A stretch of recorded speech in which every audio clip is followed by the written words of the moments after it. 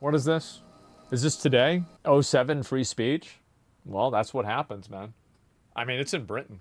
Hi, welcome back to another episode of Hot Takes, and welcome back to the Middle Ages. Welcome back to the Dark Ages. Welcome back to a land where we now have, in law, a blasphemy law. Not put through by Parliament, put through by judges who has decided that Britain needs blasphemy laws because you're not allowed to talk about religion. Wait a second. Does not have any formal blasphemy laws, abolition of blasphemy laws, proposed Islamophobia definitions, announced a council to define Islamophobia for government policy.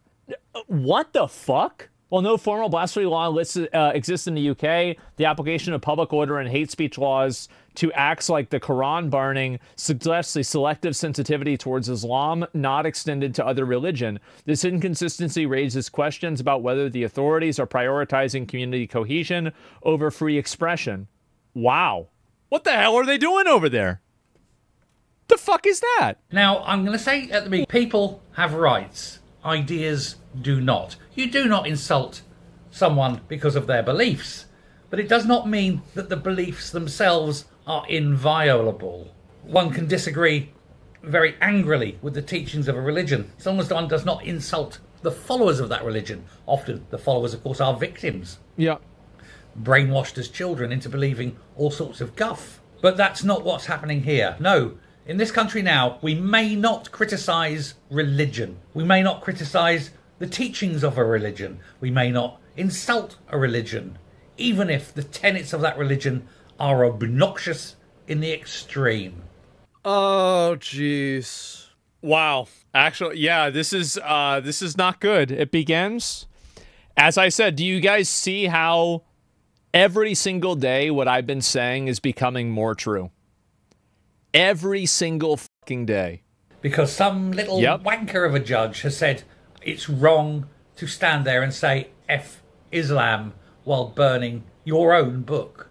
A book you've paid for with your own money. Mm-hmm. But that's what's happened. The British court has been accused now of single-handedly reversing the Age of Enlightenment and taking us back to superstitious bullshit. It's not even superstitious. Like, I mean, if somebody wants to be religious, that's fine. But this is authoritarian. That's the problem. It's the authoritarian nature of it more than anything else. Yeah, it won't stand up to appeal, to be honest. We'll see. Peasant, Bronze Age peasants wrote a book on a Levantine hillside, somewhere in the Middle East. We've got to treat that with all the respect it's due. It's bullshit. It's bollocks and it's wrong. I'm sorry, guys. I totally agree with them. I do. I absolutely, completely, 100% agree with them. Like, I understand a lot of people get into religion and it's just a cultural thing. But the moment that you say that, like, it can't be criticized and it can't be made fun of, you've totally lost me. I'm sorry. You've completely lost me. A man, a British man, who burnt the Quran. Well, actually, he's not British. It is even worse. A man who burnt the Quran while shouting F Islam was found guilty. Hamid Koskan, who is himself a Muslim, an ex-Muslim, it must be said, an asylum seeker from Turkey, was filmed burning the book while shouting that Islam was the religion of terrorism outside the Turkish consulate in February. He was violently attacked by a passerby who has not yet been charged with anything. So let me get this straight. This guy sets his own book on fire. And like, I get, like, look, I mean, I can see the government's point of view. Well, we don't need people setting fucking fires out in the middle of the street. Like, I get that. Makes sense. Sure. Even if it's your own book, we don't want a fire in the middle of the fucking street and the sidewalk. But like, the other guy didn't even get charged at all. Incitement to racial hatred is a crime in the UK. Islam isn't a race. That's not a race. That's a religion. Koskan was found guilty of racially aggravated public order offence. Really? What race? What race is Islam? Islam is not a race. It's an idea. I'm so happy to see this, that it's another, it's basically almost boomer, Reddit atheist.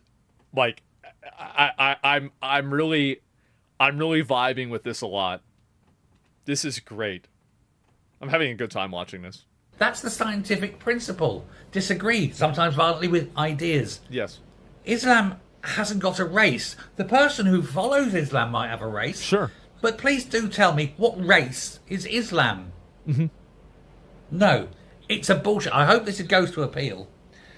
He was said to have been motivated in part by hostility towards members of a religious group, namely the followers of Islam. Judge John McGarver insisted the prosecution was not an attempt to bring back and expand the blasphemy law. I'm calling bullshit on that. I don't know, man. Yeah, I don't know if I'd believe it. We are living in sad times. You cannot sure now criticise religion, especially if it's that religion. We must all get on our knees and pray to welcome the Islamisation of this country in law, because we're not allowed to disagree with the book that says that beating women is acceptable, that abuse is acceptable, that throwing and killing and murdering gay people is acceptable. Yeah, if you think that bringing this up and criticizing this is a problem, you are a problem. That's what I think. Every religion has problems. And if you pretend like one religion is immune from criticism, you're totally out of your fucking mind. I mean, like, in my opinion, I think you should be able to make fun of Jews, Islam, or Judaism, Islam, and Christianity. You should be able to make fun of all of them. You should be able to criticize all of them. I don't think that anybody should be protected. And if one of them's protected, all of them should be protected. In no universe should only one of them be protected. None of this makes sense. That's now the accepted credo in this country, that is acceptable.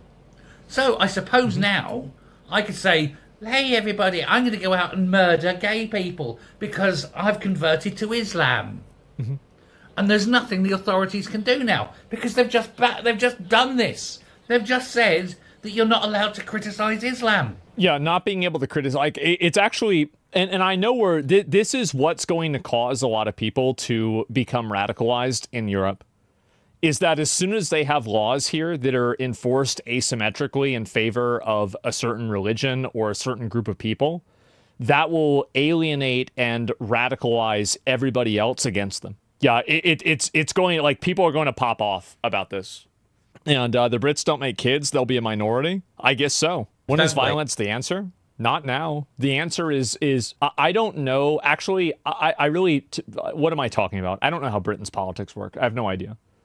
But I know that, like, for example, in France, there was a tremendous amount of people, like, you know, because, like, Marine Le Pen was, like, probably the main, like, party of, like, basically French Western values, get rid of migrants, right?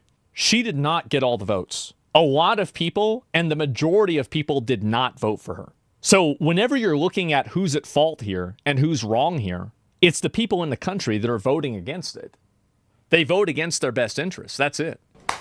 We live in strange times. I wonder if the guy burnt a Torah or a Bible, would he have gone up in front of the judge? I suspect not. I'll stop. Thanks very much. This obvious double standard is going to radicalize so many people. And whenever it finally does happen and people start, you know, kind of realizing how bad it is, they're going to totally fucking lose their minds.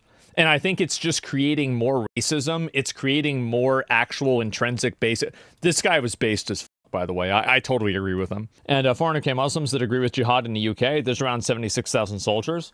Yeah, I'm sure there's plenty of Muslims that agree with it. It's the same with anything, right? But, like, what my point is that whenever you have, this is the same reason. It's like, why are men voting for, like, conservative issues? Well, the reason why is because conservative issues don't systematically disenfranchise them and disadvantage them. That's the main reason. Yeah, that's the reason. And so, like, guys feel like they're being put at a disadvantage, so it alienates them against everything else. So that's the big thing. But they don't integrate in society. The only real way to stop it is to move them all from the country. Well, I think that there are probably a lot of them that probably can integrate and do fine, but you have extremist people that are a big problem. And I think that's the major issue that a lot of people aren't realizing and aren't able to understand, is that, and also, by the way, do you know who understands this really well? Is that the majority Muslim countries like Saudi Arabia and Qatar and UAE. They understand this, and they're on top of it more than Britain is.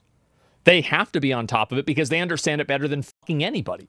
And so, yeah, that's it. Both they're incredibly intolerant. Saudi and Qatar doesn't have any Jews. No, I understand that they're intolerant to other things. I totally get that. But what I'm saying is that calling something for what it is, I'm not saying that they're good and Britain is bad. What I'm saying is that in this specific issue, they're able to correctly identify it without being afraid of being labeled racist.